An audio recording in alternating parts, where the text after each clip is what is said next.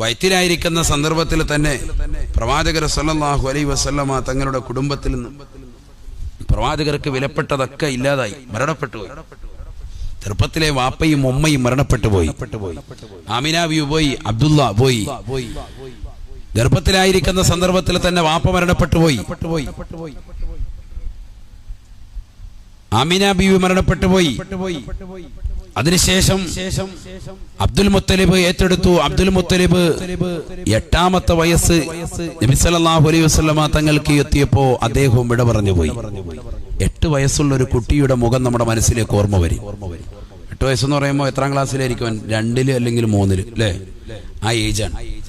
ആ കുട്ടിയുടെ മനസ്സാണ് നമ്മുടെ മനസ്സിലേക്ക് ഓർമ്മ വരേണ്ടത്. മുഹമ്മദ് റസൂലുള്ളാഹി സ്വല്ലല്ലാഹു അലൈഹി വസല്ലം ആ പ്രായത്തിലാണ് അബൂ താലിബ് ഏറ്റെടുക്കുന്നത്, പ്രവാചകന്റെ സംരക്ഷണം ഏറ്റെടുക്കുന്നത്. അബൂ താലിബിന്റെ ഭാര്യയാണ് ആര്? ഫാത്തിമ ബിൻത് അസദ് റളിയല്ലാഹു അൻഹ. നബിയുടെ മൂത്തുമ്മയാണ്. നബിയുടെ മൂത്താപ്പയാണ് ആര്? അബൂ താലിബ്. ആ സമയത്ത് നബി സല്ലല്ലാഹു അലൈഹി വസല്ലം തങ്ങൾക്ക് ഏറ്റവും ആവശ്യമുള്ള സമയതാണ്. കാരണം എന്താ? ഒരു കുട്ടി വളർന്നു വന്ന് തുണി കഴുകാൻ അറിയില്ല, വസ്ത്രം തേക്കാൻ അറിയില്ല, തുണി ഉടുക്കേണ്ടത് എങ്ങനെയാണെന്നറിയില്ല. ഏറ്റവും കൂടുതൽ ഒരു ഉമ്മയുടെയും ഉപ്പയുടെയും ആവശ്യം വരുന്ന ഒരു സംഭവം അതാണ് അല്ലേ? അതുവരെയൊക്കെ ആരെങ്കിലുമൊക്കെ നോക്കും, മറ്റേത് സ്വന്തമായിട്ട് ഇരിക്കാൻ പറ്റില്ല. ആ സമയത്ത് ഫാത്തിമ ബിൻത് അസദ് റളിയല്ലാഹു അൻഹയാണ് നബിയുടെ തുണി കുപ്പായൊക്കെ കഴുകി ശുദ്ധീകരിച്ച് ക്ലിയറാക്കി കൊടുക്കൽ. ഫാത്തിമ ബിൻത് അസദ് റളിയല്ലാഹു അൻഹ ആ ഉമ്മയെ നബിക്ക് ഒരിക്കലും മറക്കാൻ കഴിയില്ല. ഭയങ്കര സ്നേഹമാണ്. നബി സല്ലല്ലാഹു അലൈഹി വസല്ലം തങ്ങൾക്ക് വല്ലാത്ത സ്നേഹം അവരോട്. ആ ഫാത്തിമ ബിൻത് അസദ് റളിയല്ലാഹു അൻഹ മരണപ്പെട്ടെന്ന വാർത്ത കേട്ടപ്പോ ഫാത്തിമ ബിക്ക് ഒരുപാട് ബന്ധമുണ്ട്. ഒന്ന് നബിയുടെ മൂത്തുമ്മ, മറ്റൊന്നും മകളുടെ അമ്മായിയമ്മ. ഫാത്തിമ ബീവിയുടെ ഭർത്താവാണ് ആര്? അലിയാരിതങ്ങള്. അലിയാരിതങ്ങളുടെ ഉമ്മയാണ് ആര്? ഫാത്തിമ. അപ്പൊ അമ്മായിയമ്മ, അങ്ങനെയൊക്കെ ഒരുപാട് ബന്ധങ്ങളുണ്ട്. ബിയുടെ മൂത്തുമ്മ. ആ മൂത്തുമ്മ മരണപ്പെട്ടപ്പോ അതും പോറ്റുമ്മയാണ്. വെറും മൂത്തുമ്മയല്ല, പോറ്റുമ്മയാണ്. ആ മൂത്തുമ്മ മരണപ്പെട്ടു പോയപ്പോ ഹബീബായ റസൂലുള്ളാഹി സ്വല്ലല്ലാഹു അലൈഹി വസല്ലമ തങ്ങൾ ആ വീട്ടിലേക്ക് ചെല്ലുകയാണ്. കഫം പൊതിഞ്ഞുകൊണ്ട് നബി സല്ലല്ലാഹു അലൈഹി വസല്ലമ തങ്ങളുടെ സ്വഹാബത്ത് ഏറ്റെടുത്തുകൊണ്ട് പള്ളിക്കാട്ടിലേക്ക് വരുമ്പോ ഹബീബായ റസൂലുള്ളാഹി സ്വല്ലല്ലാഹു അലൈഹി വസല്ലമ തങ്ങളെ സ്വഹാബത്ത് നോക്കുകയാണ്. ഹബീബായ റസൂലുള്ളാഹി സ്വല്ലല്ലാഹു അലൈഹി വസല്ലമ തങ്ങൾ കുറച്ചു നേരം ജനാസയുടെ മുന്നിലൂടെ നടക്കുകയാണ്, കുറച്ചു നേരം ജനാസയുടെ പിന്നിലൂടെ നടക്കുകയാണ്. എന്ത് പറ്റി പ്രവാചകർക്കെന്നറിയാതെ അനുയായികൾ വല്ലാതെ വിഷമിക്കുകയാണ്. ഹബീബായ റസൂലുള്ളാഹി സ്വല്ലല്ലാഹു അലൈഹി വസല്ലമ തങ്ങളെ അനുയായികൾ സാഗൂതം ശ്രദ്ധ ചെലുത്തുകയാണ്.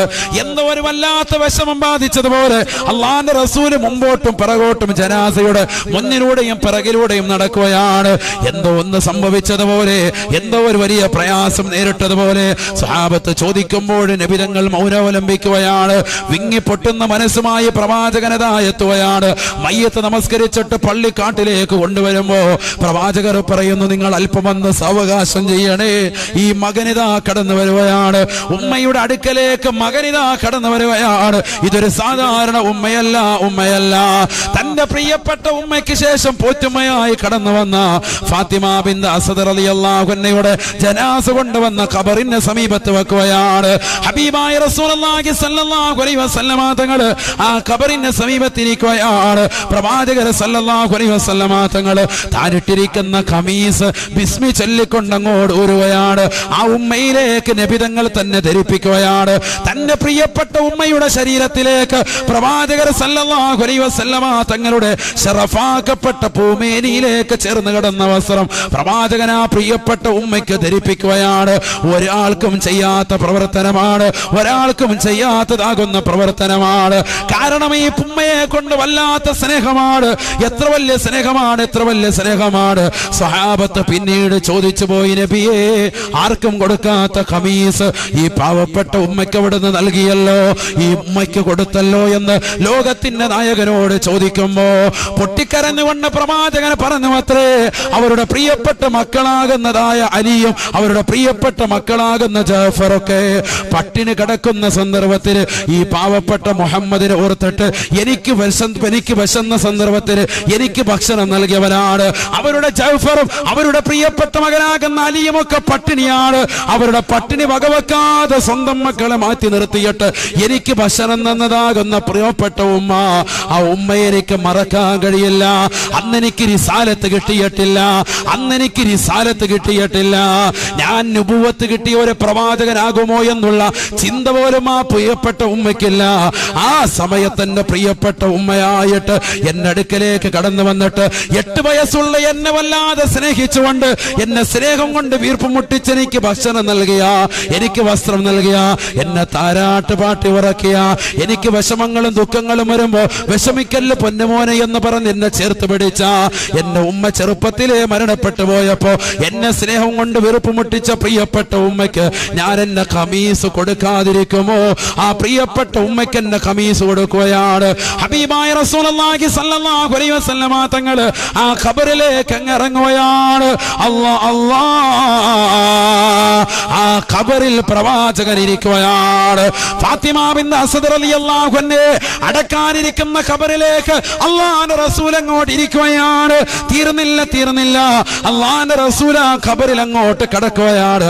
ഖബറിൽ കടന്നെന്ന് മാത്രമല്ല, ഇമാം ബുഖാരിയും മുസ്ലിം നിവേദനം ചെയ്യുന്ന ഹദീസിൽ കാണാം, ഫതമഹക ഫീ ഖബരിഹാ, ആ ഖബറിൽ കടന്നുകൊണ്ട് വലത്തോട്ടും ഇടത്തോട്ടും മറിയുകയാണ്.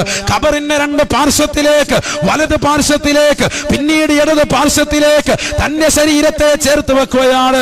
എന്തോ വല്ലാത്ത ആദി വന്നതുപോലെ അല്ലാഹുവിന്റെ റസൂൽ വലത് ഭാഗത്തേക്ക് ശരീരം ചേർക്കുകയാണ്, ഇടത് ഭാഗത്തേക്ക് ഇടത് പാർശ്വം ചേർക്കുകയാണ്. എന്നിട്ട് ആ ഖബറിൽ ഇരുന്നു കൊണ്ട് പൊട്ടിക്കരഞ്ഞുകൊണ്ട് ലോകത്തിന്റെ അധിപനായ ആകാശത്തിന്റെ ദർബാറിലേക്ക് പടച്ചറബിന്റെ ഒരു ദൈവത്തിലേക്ക് കൈകൾ ഉയർത്തിക്കൊണ്ട് പൊട്ടിക്കരഞ്ഞുകൊണ്ട് ദുആ ചെയ്യുകയാണ്. അല്ലാഹുമ്മ ഗഫിർ ലി ഉമ്മി ബഅദ ഉമ്മി ബിഹഖി നബിയിക വൽ അംബിയാഇ الذين من قبلي. അല്ലാഹുവേ പടച്ചറബേ, എന്റെ ഉമ്മയ്ക്ക് ശേഷം പോറ്റുമ്മയായി കടന്നു വന്നതായ ഈ ഫാത്തിമ ബിൻത് അസദിന് നീ പുറത്തു കൊടുക്കണേ അല്ലാ, നീ പുറത്തു കൊടുക്കണേ അല്ലാ. ഏത് ഉമ്മയാണ് എനിക്ക് വിശന്ന സമയത്ത് എനിക്ക് ഭക്ഷണം നൽകിയ പ്രിയപ്പെട്ട ഉമ്മയാണ്. എനിക്ക് എങ്ങനെയാണ് തുണി കഴുകേണ്ടത്, തുണി എങ്ങനെയാണ് ഉടുക്കേണ്ടത് എന്നറിയാത്ത സന്ദർഭത്തിൽ അത് ഉടുത്തു കഴുകുകയും അത് കഴുകുകയും തരുകയും ചെയ്ത എന്റെ പ്രിയപ്പെട്ട ഉമ്മ. ഈ എന്റെ പ്രിയപ്പെട്ട ആമിന ഉമ്മയ്ക്ക് ശേഷം പോറ്റുമ്മയായി കടന്നു വന്നതായ ഈ ഫാത്തിമ ബിൻത് അസദിന് നീ പുറത്തു കൊടുക്കണേ അല്ലാ, ബിഹഖി നബിയിക വൽ അംബിയാഇ الذين من قبلي. നിന്റെ പ്രവാചകരാകുന്ന മുഹമ്മദ് നബിയുടെ ബറക്കത്ത് കൊണ്ടും അതിനു മുമ്പ് കഴിഞ്ഞു പോയതാകുന്ന പ്രവാചകന്മാരുടെ ബറക്കത്ത് മുഖേനയും ഹഖ് ജാഹ് ബറക്കത്ത് കൊണ്ടും ഇവർക്ക് നീ പുറത്തു കൊടുക്കണേ അല്ലാ, നീ പുറത്തു കൊടുക്കണേ അല്ലാ. ഹബീബായ നബി തങ്ങളെ ഖബറിൽ നിന്ന് എഴുന്നേൽക്കുകയാണ്. പ്രവാചകൻ ഖബറിന്റെ കരയിലേക്ക് കയറുകയാണ്. ആ ഖമീസ് ധരിപ്പിച്ച പ്രിയപ്പെട്ട ഉമ്മയുടെ ജനാസ ഖബറിലേക്ക് ഇറങ്ങി വെച്ചുകൊണ്ട് പ്രവാചകൻ താങ്ങി പിടിച്ചുകൊണ്ട് കടത്തുകയാണ്. മണ്ണിട്ട് മൂടിക്കഴിഞ്ഞ ഖബറിന്റെ സമീപത്തിരുന്നുകൊണ്ട് ഒരു ചെറു പുഞ്ചിരിയോടുകൂടി ആ പൊന്നുമോൻ വിളിച്ചു പറയുകയാണ്.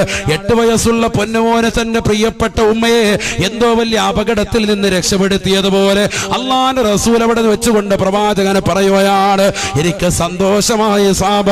കാരണം അല്ലാഹു സുബ്ഹാനഹു വ തആല ഖബറിലേക്ക് വെച്ചതിന് ശേഷം ഒരാളെയും ഖബറെടുക്കാതിരുന്നിട്ടില്ല.